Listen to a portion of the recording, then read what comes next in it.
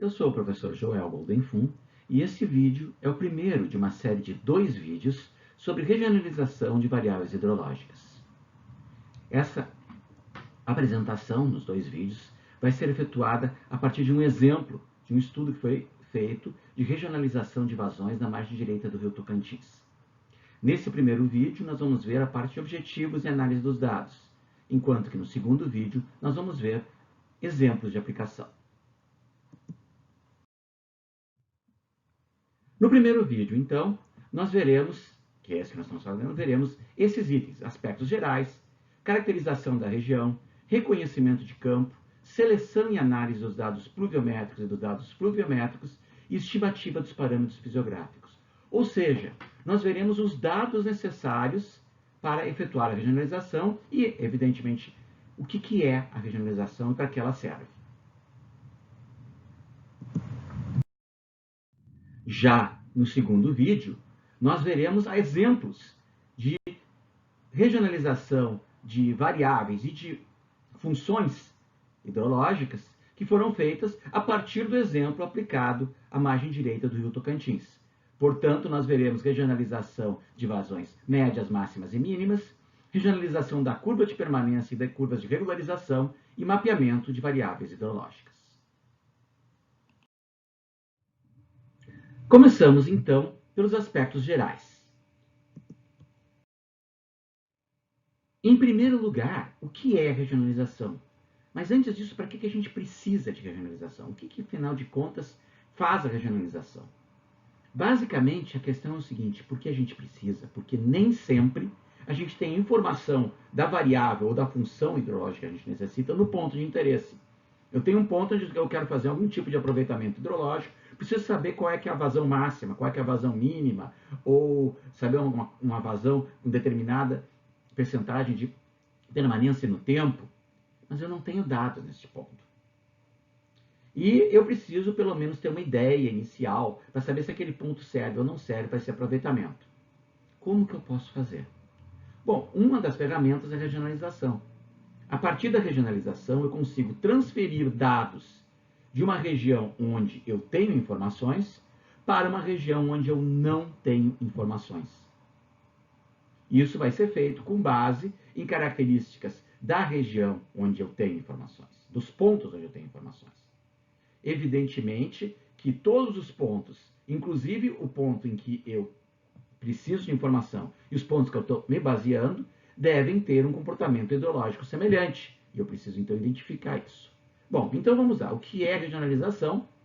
Basicamente, a regionalização hidrológica é uma ferramenta para transferir informações de estações pluviométricas e fluviométricas para outros locais onde não há observações.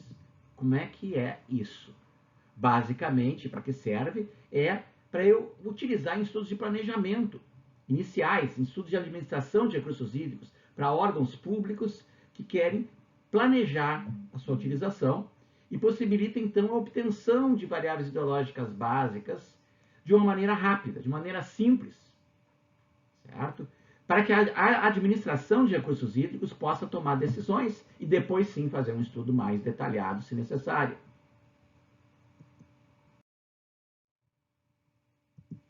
Como é que a gente faz isso? Primeira coisa, como os pontos têm que ter um comportamento hidrológico homogêneo, nós temos que identificar regiões de comportamento hidrológico homogêneo. O que é região com comportamento hidrológico homogêneo? Bom, é uma região onde, para a variável em estudo, digamos, vazões máximas, existe um comportamento similar. A gente consegue identificar similaridade entre o comportamento nas diversas estações existentes na área. Então, nós vamos ter que, em primeiro lugar, pegar todas as estações, identificar quais têm comportamento hidrológico homogêneo. E um detalhe importante: se a gente tem o comportamento hidrológico homogêneo para vazões máximas e determina uma região para vazões máximas, não significa que para vazões mínimas vai ser a mesma região. Não significa que para vazões médias vai ser a mesma região. Para cada variável pode haver regiões diferentes. Uma vez identificada a região, nós vamos estabelecer para cada região homogênea uma relação numérica entre a variável hidrológica de interesse e as variáveis que a gente chama de variáveis explicativas. Então, por exemplo, se eu estou trabalhando com vazão média de longo período, que eu já vou explicar mais adiante o que é, eu posso trabalhar, por exemplo, com área e com precipitação. Então, eu vou estabelecer uma relação numérica entre uma estimativa de vazão máxima, uma estimativa de vazão média em longo período, e a precipitação média na bacia e a área da bacia. Isso eu vou fazer para todas as estações onde eu tenho dados e estabelecer a partir de uma técnica matemática, uma técnica numérica, de correlação, etc., uma equação válida para toda a região, inclusive com estimativa de erro. Quais são as principais variáveis hidrológicas a serem regionalizadas? Vazão média, vazão máxima, vazão mínima, curvas de permanência e curvas de regularização.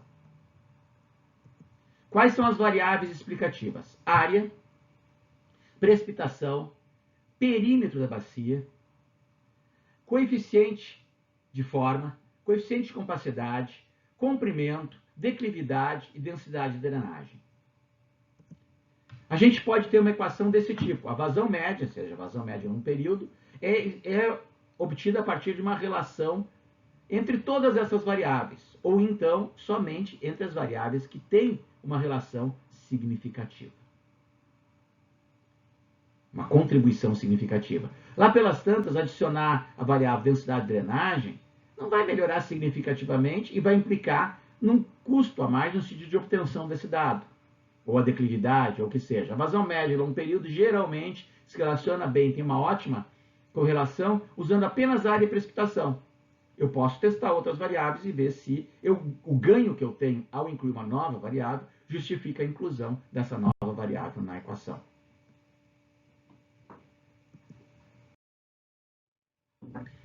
Então, quais são os objetivos? Os objetivos são disponibilizar informações espacializadas e de boa qualidade para que os órgãos gestores de recursos hídricos do Estado e demais usuários, de repente até mesmo usuários da área de irrigação, por exemplo, possam estimar valores de variáveis de interesse em locais onde não há postos de medição.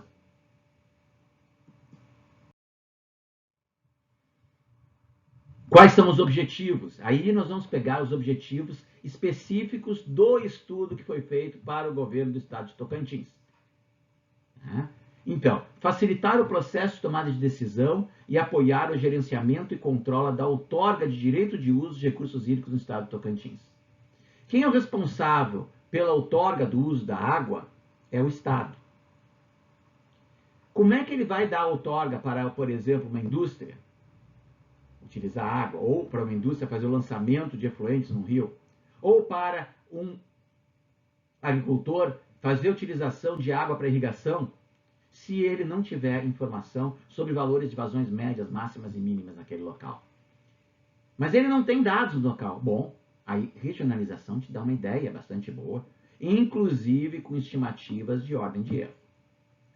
Então, gerar informações para o dimensionamento de projetos de demanda e disponibilidade hídricas em setores como abastecimento, irrigação, agropecuária, setor viário, geração de energia, aquicultura e vários outros que a gente possa pensar.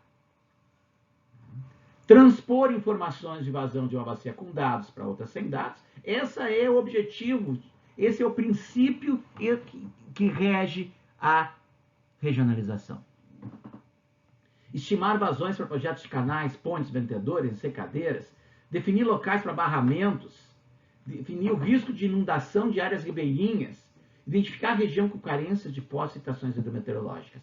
Isso é um produto que vem secundário. No momento que a gente faz a regionalização, a gente identifica, puxa vida, tem uma área onde eu não tenho informação alguma.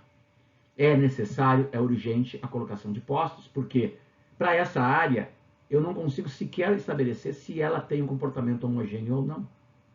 Eu vou ter que deixá-la sem dados, sem estimativas regionalizadas e explicar, bom, precisa. Ou então eu vou dizer, tem muito poucos postos. Eu posso fazer uma estimativa preliminar, porém, para que eu tenha mais precisão, mais confiança, eu preciso de mais postos. Ou ainda, as séries são muito curtas. Precisamos continuar na exploração dessas séries para que a gente possa ter dados suficientes para finalmente ter mais confiabilidade dos dados da regionalização.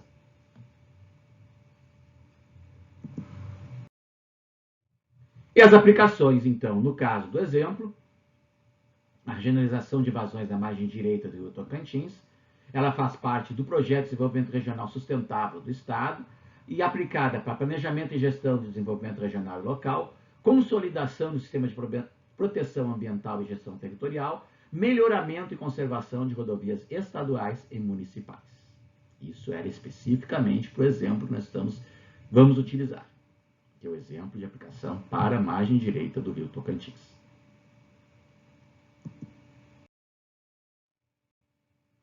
Bom, primeira questão, primeiro passo, caracterização da região. Certo? Nós temos que identificar diversos aspectos da região e, para isso, a gente começa fazendo uma análise da bacia em geral. A bacia, ela não é só no Tocantins, ela drena estados da Bahia, Distrito Federal, Goiás, Maranhão, Mato Grosso do Sul, Minas Gerais, Pará e Tocantins, numa extensão de 381 mil quilômetros quadrados.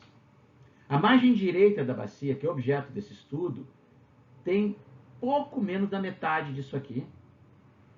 Né? Tem 155 mil quilômetros quadrados, dos quais 122 mil estão no estado de Tocantins e representam a área de estudo. Evidentemente, nós vamos ter que avaliar toda a área, porque mesmo que não está dentro da área, pode servir de informação. Então, a caracterização da região, aqui vocês têm a bacia como um todo, na primeira parte aqui, vocês têm a bacia como um todo, e vocês têm, na parte esquerda, e vocês têm marcado, achurado, qual é que é a área da margem direita do Rio Tocantins e a parte que faz parte do estado do Tocantins.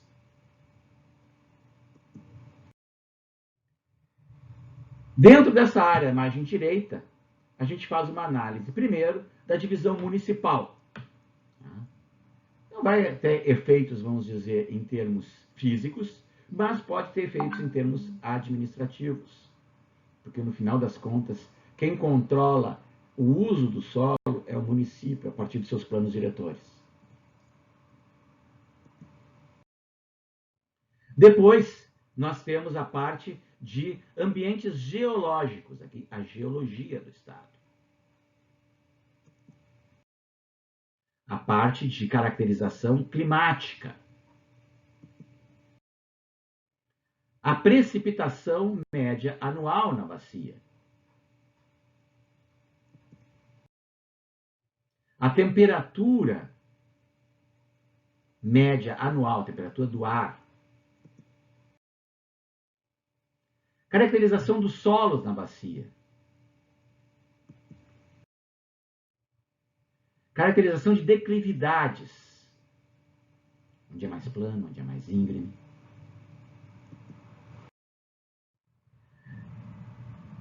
Caracterização de uso do solo.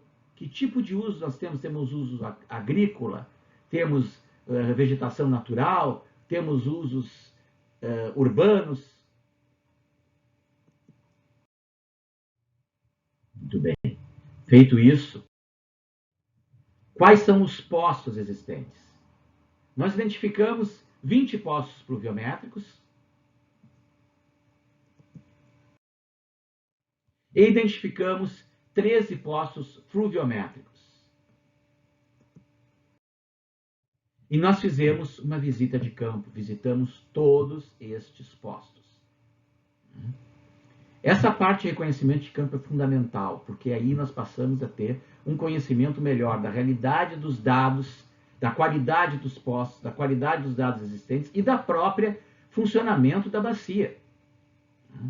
Esse momento em que nós temos que fazer a visita. Esse momento em que nós temos que conhecer os dados. Nós temos, então, que levar em conta que nós vamos ter uma situação em que precisaremos visitar postos que são de difícil acesso. Para isso, temos que ter um veículo que seja capaz de fazer isso. Eu costumo dizer que existem dois tipos de veículo que conseguem chegar em qualquer lugar. Um bom veículo tracionado 4x4 ou um carro alugado? Carro alugado vai em qualquer canto. Impressionante. Bom, seguindo então, o que a gente fez nesse reconhecimento de campo?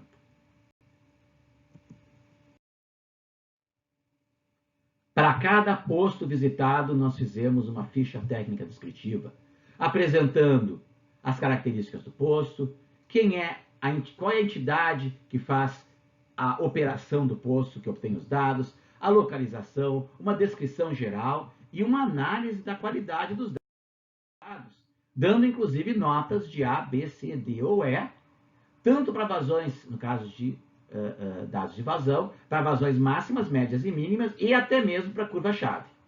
Tiramos fotos, etc., de forma que a gente possa, então, a partir desses dados, a partir dessas informações, identificar bem a bacia e qualificar. Essa bacia é boa, eu vou usar os dados dessa bacia.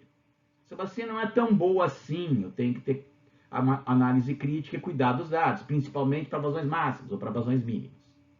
Uma vez feito isso, a gente passa para a próxima etapa.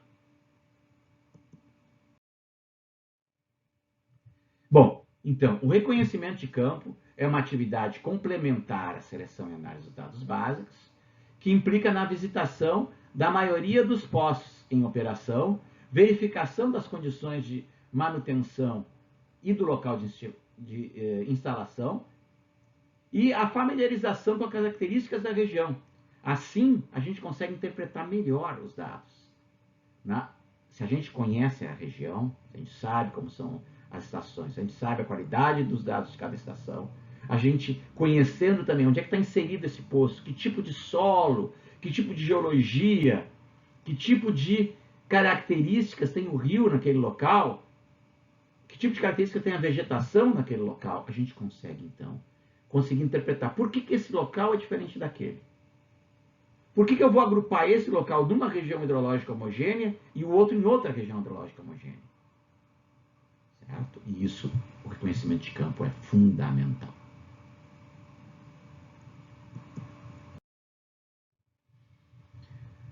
Para o estudo feito, em linhas gerais, os postos visitados estavam em boas condições, algumas árvores presentes, algum leito arenoso, que implica que pode ter leito móvel, ou seja, se tem leito móvel, a curva-chave pode ser diferente em função de alteração na seção transversal. O número de postos pluviométricos, em geral, era ok, principalmente que se vocês olharem de novo no mapa de precipitação, ela não é tão variável assim na região. Já o número de postos flu é complicado. Nós priorizamos, em primeiro lugar, postos com série de mais de 5 anos de dados de boa qualidade. Ou seja, só desprezamos o que tinha menos de 5 anos de dados de boa qualidade. E ainda assim, o número de postos flu foi muito pequeno. Uma primeira análise, antes de analisar os dados, somente pelo que a gente viu nas características de vegetação, solos, chuva, etc., a gente imaginou, bom, em princípio, uma região no norte, outra no sudeste, uma terceira na parte mais central da área. Nós vamos ver que essa primeira ideia não é bem o que aconteceu quando nós fizemos a análise propriamente dita.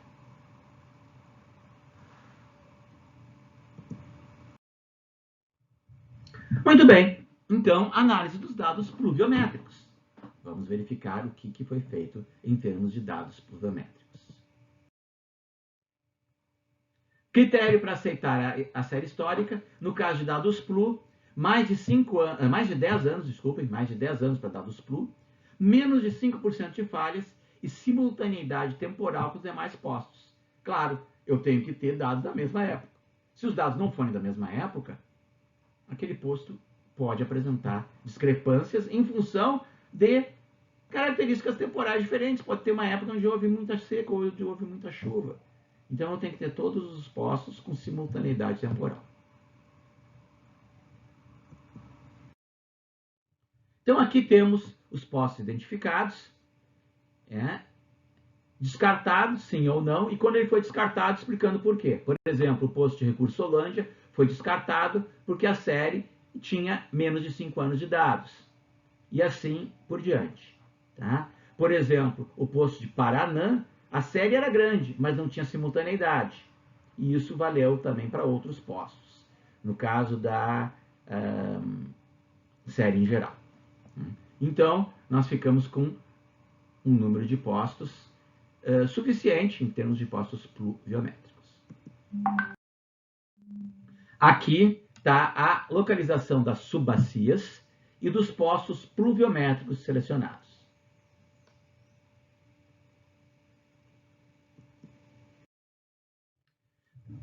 Fizemos também uma matriz de correlação dos postos. Essa matriz de correlação permite que a gente possa verificar quais postos têm melhor correlação entre eles e, no caso de preenchimento de falhas, quais postos nós vamos utilizar para preencher as falhas de um determinado posto. Essa matriz de correlação nos dá uma boa ideia.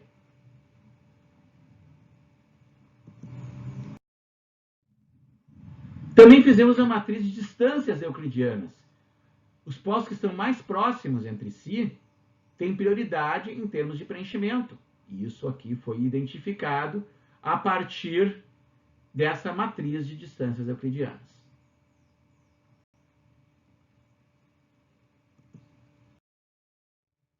Então, aqui estão os postos selecionados e aqui a gente diz quais são os postos escolhidos para preenchimento de falhas. Então, nós tivemos alguns postos selecionados e alguns postos que foram escolhidos para que a gente pudesse preencher. Então, por exemplo, nós temos aqui o posto de Porto Alegre Tocantins, e os postos utilizados para preenchimento no posto de Porto Alegre Tocantins. O posto de Gianópolis, o posto de Almas e o posto de Natividade.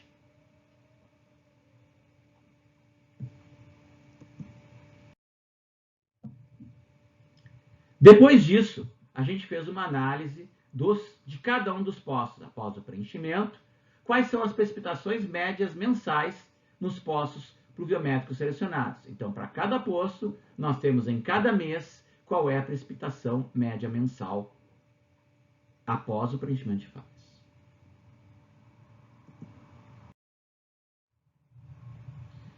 Em resumo, para os dados pluviométricos, foram selecionadas 25 estações pluviométricas, num total de 34 postos. Foram identificados 34, dos quais apenas 25 foram selecionados.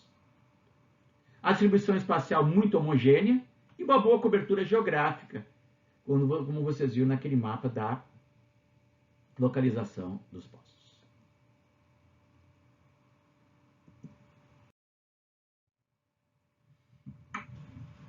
Só houve problema na área do Jalapão. A área do Jalapão é uma área de conservação, né, que só tinha 2 estações com séries muito curtas, a de Recursolândia e do Centenário. A densidade de postos, então, era 1 para cada quase 5.000 km², quando a Organização Meteorológica Mundial recomenda um posto para cada 1.000 km². Então, nós ficamos com dificuldades para trabalhar no Jalapão. Na realidade, nós acabamos não fazendo regionalização para a área do Jalapão e foi necessário identificar a localização para a instalação de novas estações nessa região. A área do Jalapão é uma área que hoje em dia é bastante visitada para efeitos turísticos, principalmente turismo ecológico. Ela é uma área muito bonita, é uma área de conservação, é uma área onde existe o famoso capim dourado, que se faz uma série de aproveitamentos, bijuterias e outras coisas do gênero.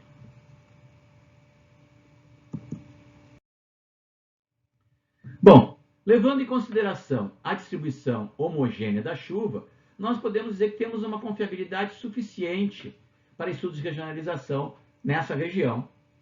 E observa-se uma sazonalidade na região em estudo. Uma estação seca de maio a setembro e uma estação chuvosa de outubro a abril.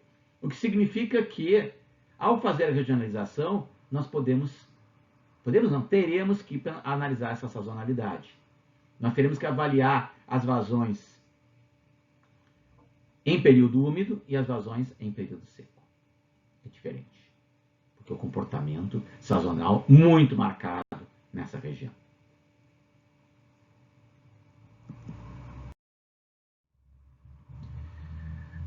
Após os dados PLU, fizemos análise dos dados fluviométricos. Os critérios adotados foram de 5 anos de dados completos, com medição de vazão e curva-chave estabelecida. Vejam bem, nós usamos 5 anos, enquanto para a chuva 10. Por quê? Porque nós tínhamos muito menos informação fluviométrica do que pluviométrica, e se nós usássemos 10 anos, nós teríamos muito poucos poços. Vocês podem argumentar, puxa vida, mas 5 anos de dados é muito pouco. É pouco. Isso vai implicar que nós vamos ter que ter um cuidado bastante grande em termos de utilização dos dados, mas é o que temos para o momento. Então, aqui está a relação dos poços que foram identificados. Em primeira instância, foram selecionados 17 poços que tivessem 5 anos de dados, com medição de vazão e curva-chave estabelecida, bom comportamento das curvas-chave para vazões mínimas e médias, e limitações para a estimativa das vazões máximas na maioria das estações. Isso por quê? Porque o máximo nível observado muitas vezes era muito superior ao máximo nível médio, máximo nível com medição de vazão. Ou seja, a medição de vazão foi feita, digamos, para uma cota 3 metros, mas o máximo nível observado foi de 10 metros. Isso é normal, porque é muito difícil a gente medir vazão durante uma enchente. Isso implica na necessidade de extrapolação de curvas-chave, que a gente já viu isso lá no primeiro módulo. Mas a extrapolação é sempre perigosa. Então, nós temos que ter cuidado para as vazões máximas em função desse probleminha que a gente tem na área, na região.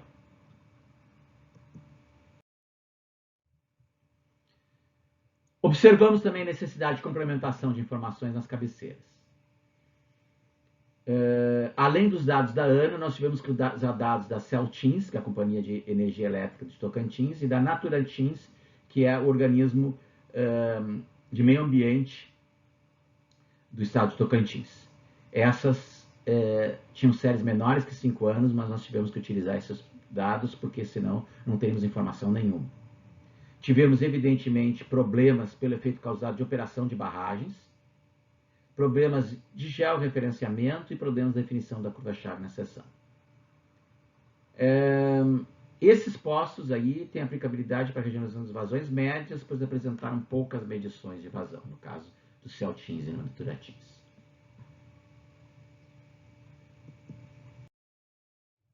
Então, aqui estão os poços selecionados com a entidade e as notas que nós demos são vazões mínimas, médias e máximas.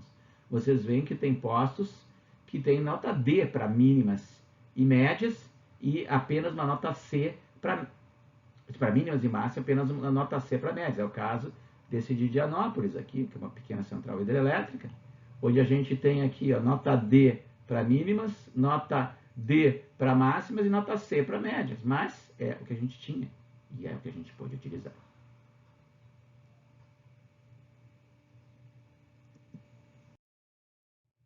Então, aqui está a localização das subbacias e os poços flu. Vocês podem observar uma ausência realmente de informações das cabeceiras, que ficam na parte mais à direita, né? Mais a leste da figura.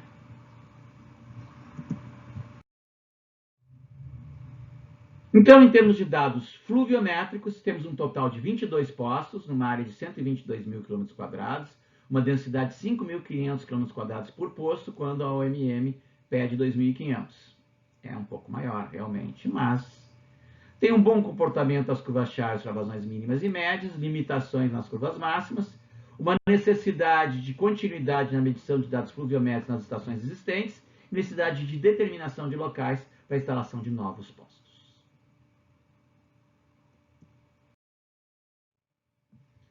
Análise de parâmetros fisiográficos necessários para que a gente possa fazer a nossa regionalização. Os dados fisiográficos são dados físicos e hidrometeorológicos que estão armazenados em ambientes de sistema de informação geográficos e que são classificados em 4 grupos. Dados hidrometeorológicos, a base cartográfica de apoio, a cartografia temática e o modelo digital de elevação. Os dados hidrometeorológicos se referem à posição das estações associadas aos seus valores médios, máximos e mínimos para cada subbacia. A base cartográfica de apoio, basicamente as cartas do IBGE e do Exército. Cartografia temática, arquivos digitais temáticos, no caso, geologia, geomorfologia, por exemplo. E o modelo digital de elevação, nós acabamos utilizando da SRTM, ajustados aos dados altimétricos existentes na base cartográfica de apoio.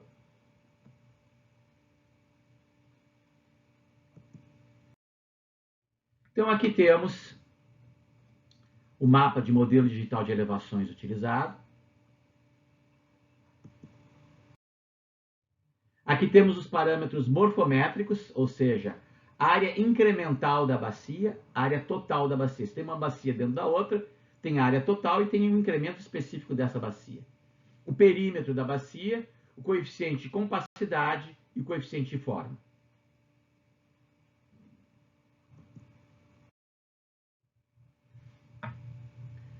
Também temos para cada uma parâmetros físicos associados à drenagem. A área total da bacia, o comprimento, a altitude do exutório, a altitude na cabeceira, a declividade do rio principal, o comprimento total de drenagem e a densidade de drenagem.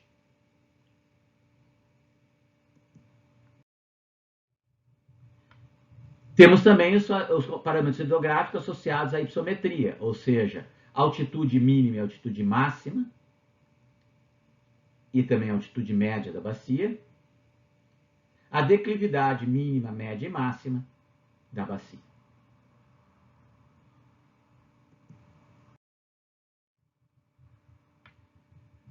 Um resumo dos parâmetros fisiográficos: temos áreas de contribuição de 100 km² até 58 mil km². Porém, apenas 4 postos com área inferior a 1.000 km², todos eles da Celtins, ou seja, com problemas por operação da barragem e problemas na curva-chave, principalmente para vazões máximas. Então, nós temos limitações na aplicação das curvas regionais para pequenas bacias, porque só tem 4 postos com menos de 1.000 km². Isso é normal no Brasil, porque, historicamente, os postos, a maior parte dos postos que nós temos, eram de operação de hidrelétricas e de grandes hidrelétricas. Então, no passado, nós buscávamos as informações de postos a partir dos dados de grandes bacias. E, então, é difícil ter dados realmente para bacias menores que 1.000 km². E uma vazão mínima, uma bacia de 1.000 km², não segue uma mesma tendência quando extrapolado para uma bacia menor de 500 km². Claro, a resposta é muito mais rápida numa pequena bacia. Então, é complicado fazer essa extrapolação e é necessário, então, que se usem outras técnicas para pequenas bacias que não há regionalização.